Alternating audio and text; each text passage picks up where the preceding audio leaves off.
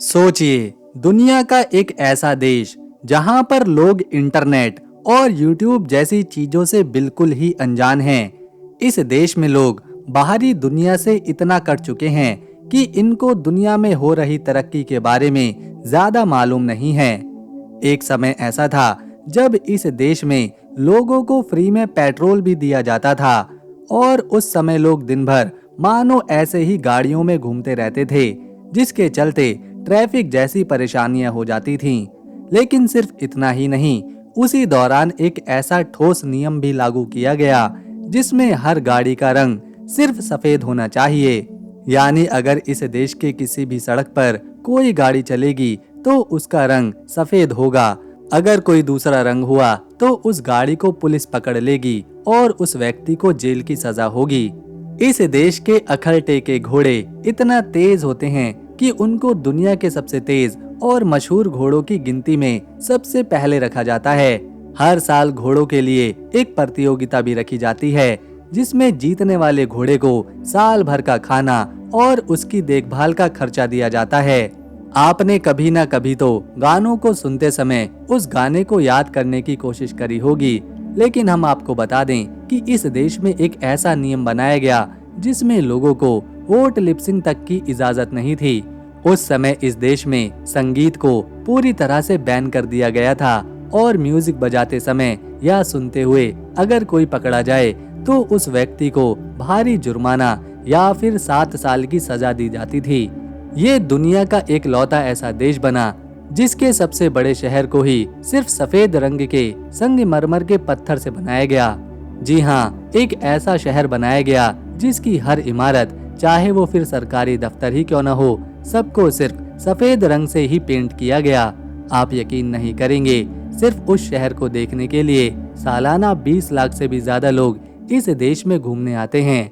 ये वो देश है जिसका 80% हिस्सा सिर्फ रेगिस्तान से ढका है, लेकिन इसके बावजूद यहाँ घूमने, देखने के लिए और जानने के लिए बहुत कुछ है।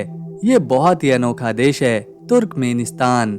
आज के अपने इस वीडियो में हम तुर्कमेनिस्तान के नियमों, कानूनों, लोगों के जीवन, इतिहास, राजधानी, सफेद शहर और कुछ बहुत ही सुंदर या फिर अनोखी जगहों को देखेंगे। लेकिन उससे पहले अगर आप इस वीडियो को एक लाइक कर देंगे और चैनल को सब्सक्राइब कर देंगे तो हमारी मेहनत सफल हो जाएगी। आपके सामने है तुर्कमेनिस्तान का नज़ारा।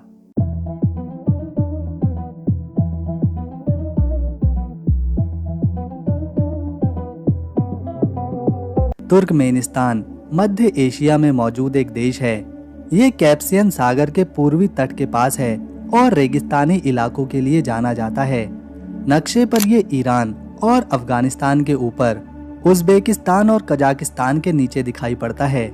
1993 में यहाँ के पहले राष्ट्रपति सपार मुरात नियाज़ोव ने देश के सभी नागरिकों के लिए खाना बनाने के लिए गैस, बिजली और पानी जैसी मूलभूत सुविधाएं आने वाले 37 सालों के लिए यानी 2030 तक के लिए मुफ्त कर दी थी। लेकिन 26 साल बाद यानी 2019 में यहाँ नए राष्ट्रपति गुरबानगुली उन्होंने इन सुविधाओं को मुफ्त देना बंद कर दिया। यहाँ के बाजार पुरुष नहीं बल्कि महिलाएं चलाती हैं। वैसे तो ये देश अमीर नहीं है, लेकिन आपको यहाँ की सड़कों पर सोने की मूर्तियां और सिर्फ सफेद मार्बल से बनी इमारतें ही देखने को मिलेंगी। आज के जमाने में बिना इंटरनेट के रहना मानो बाकी दुनिया से कटे रहना जैसा है और इसीलिए तुर्कमेनिस्तान को बाहर की दुनिया से ज्यादा मतलब नहीं है। इसीलिए लोग इस देश के बारे में बहुत ही कम जानते हैं। यहाँ internet, Facebook, Instagram, Google, YouTube जैसी बड़ी ऐप्स और वेबसाइट्स लगभग बैन हैं। यहाँ के लोग इन्हें चलाना तो चाहते हैं, लेकिन सरकार ने सब पर रोक लगा रखी है। अशगाबाद में साफ सुथरा लुक ही चलता है, जैसे शहर के सफेद संगमरमर और गाड़ियाँ। ये नियम तुर्कमेनिस्तान के सख्त कंट्रोल को दिखाता है, जो इसे उत्तर कोरिया जैसा बनाता है।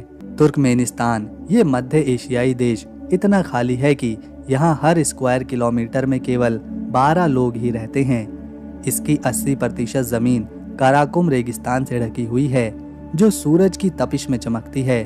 सोचिए, इतना बड़ा देश पर लोग गिनती के इसका क्षेत्रफल 4,88,100 स्क्वायर किलोमीटर में फैला हुआ है, पर आबादी सिर्फ 60 लाख ही है। क्योंकि रेगिस्तान में रहना मुश्किल है और यहाँ पानी की भी कमी रहती है, ज़्यादातर लोग अशगाबाद जैसे शहरों में बसे हैं, जहाँ सफ़ेद संगमरमर की इमारतें चमकती हैं। गाँव में लोग खाना बदोश जीवन जीते हैं, ऊँटों को पालते हैं। इस खालीपन का असर ये है कि यहाँ शांति तो है, पर विकास बहुत धीमा है। कारोबार और पर्यटन कम है, क्योंकि वीज़ा पाना मुश्किल है। फिर भी इस देश का एक अनोखा नज़ारा है। तुर्कमेनिस्तान में एक और बहुत ही अजीब नियम है। यहाँ हर कार सफ़ेद या हल्के रंग की ही होनी चाहिए। जी हाँ, 2018 से राजधानी अशगाबाद में काली या गहरे रंग की गाड़ियों पर पाबंदी है, क्योंकि अशगाबाद को सफ़ेद शहर कहते हैं, जहाँ सारी इमारतें सफ़ेद संगमरमर की हैं। सफ़ेद गाड़ियाँ शहर की चमक और साफ सफाई से मेल खाती हैं। अगर आपकी कार काली है तो उसे सफ़ेद रंगवाना पड़ेगा, वरना पुलिस जब्त कर सकती है। लोग बताते हैं कि पहले गहरे रंग की गाड़ियां सस्ते में बेची गईं, क्योंकि मालिकों को नया रंग कराने का खर्चा नहीं चाहिए था। यहाँ के लोग इस नियम को मानते हैं, पर कुछ नौजवानों को लगता है कि ये उनकी पसंद पर रोक है। फिर भी अशगाबाद की सड़कों पर सफ़ेद कारों की चमक देखने लायक है, जैसे पूरा शहर एक साथ चमक रहा हो। ये नियम तुर्कमेनिस्तान के अनोखे अंदाज को दिखाता है, जहां हर चीज कंट्रोल में रहती है। इस देश के इतिहास को और लोगों को करीब से जानने के लिए हमें देश की राजधानी को देखना होगा, जो है अशगाबाद। अशगाबाद की कहानी शुरू हुई 1881 में, जब रूसी सेना ने इसे एक सैन्य चौकी के रूप में बनाया। इसका नाम फारसी शब्द से आया है, जिसका मतलब है प्यार का शहर। पहले ये सिल्क रोड पर एक छोटा सा कस्बा था, जहां व्यापारी और खानाबदोश लोग आते थे। साल 1948 में एक भयानक भूकंप ने इस शहर को तहस नहस कर दिया, जिसमें 1 लाख से ज्यादा लोग मारे गए थे। इस त्रासदी के बाद सोवियत सरकार ने इसे नए सिरे से बसाया, चौड़ी सड़कें और मजबूत इमारतें बनवाईं। 1991 में तुर्कमेनिस्तान आजाद हुआ तो अशगाबाद देश का गौरव बन गया।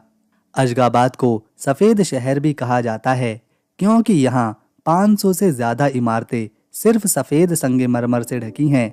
इस वजह से इसे गिनीज वर्ल्ड रिकॉर्ड भी मिला है।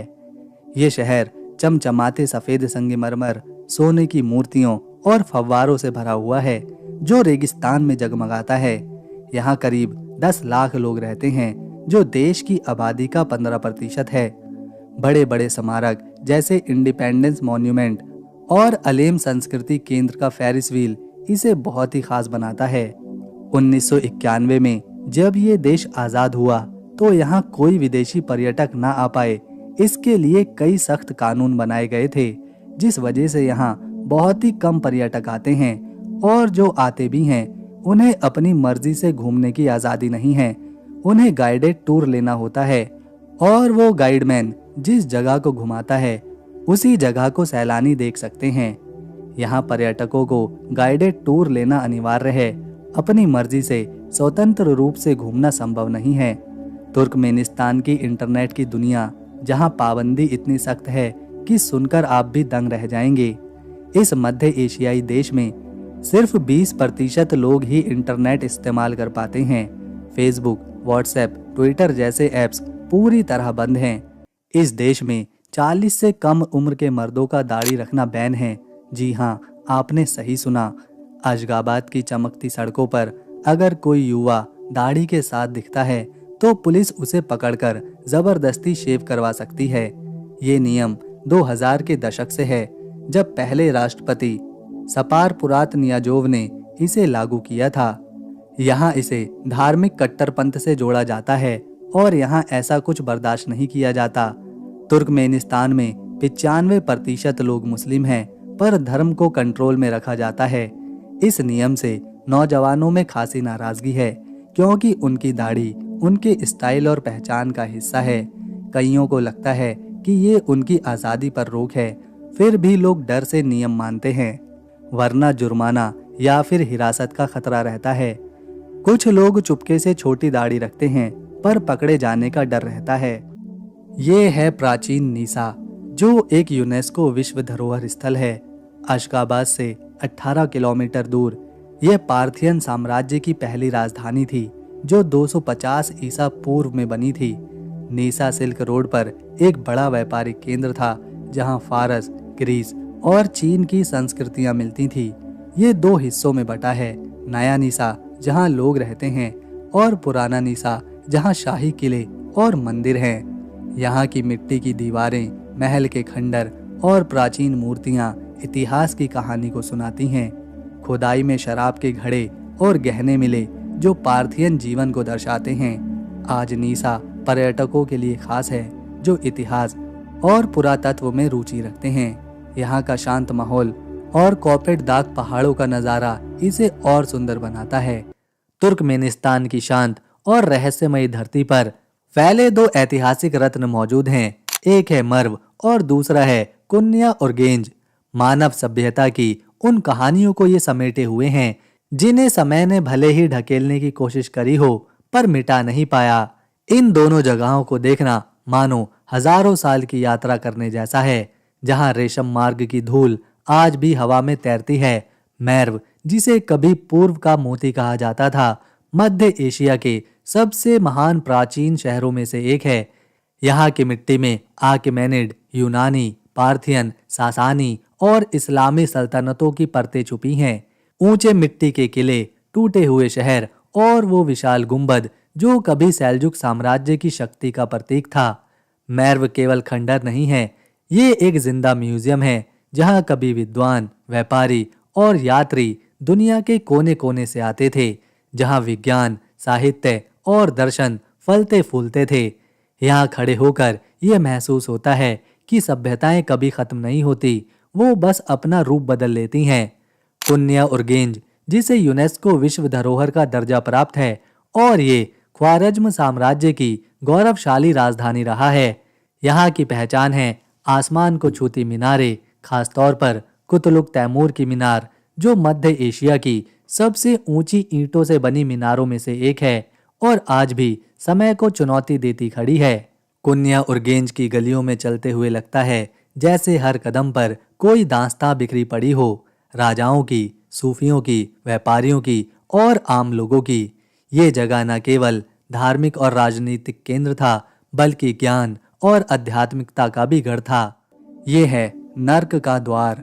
ये कराकुम रेगिस्तान में 50 सालों से जल रहा है। 1971 में सोवियत वैज्ञानिक गैस की तलाश में ड्रिलिंग कर रहे थे, तभी जमीन धंस गई। एक 70 मीटर चौड़ा और 30 मीटर गहरा गड्ढा बन गया। जहरीली गैस निकलने लगी तो वैज्ञानिकों ने इसे आग लगा दी, ये सोचकर कि कुछ हफ्तों में ये आग अपने आप बुझ जाएगी, पर वो गलत थे। ये आग 54 साल बाद भी जल रही है। रात में इसकी लपटें मीलों दूर से दिखती हैं, जैसे कोई दूसरी दुनिया। मीथेन गैस इसे जलाए रखती है क्योंकि तुर्कमेनिस्तान के पास दुनिया का चौथा सबसे बड़ा गैस भंडार है। ये क्रेटर अब बड़ा पर्यटन आकर्षण का केंद्र है। यहाँ हर साल 10,000 लोग इसे देखने आते हैं, खासकर रात में जब ये चमकता है। पास में यूट कैंप है जहाँ पर्यटक रुक सकते हैं।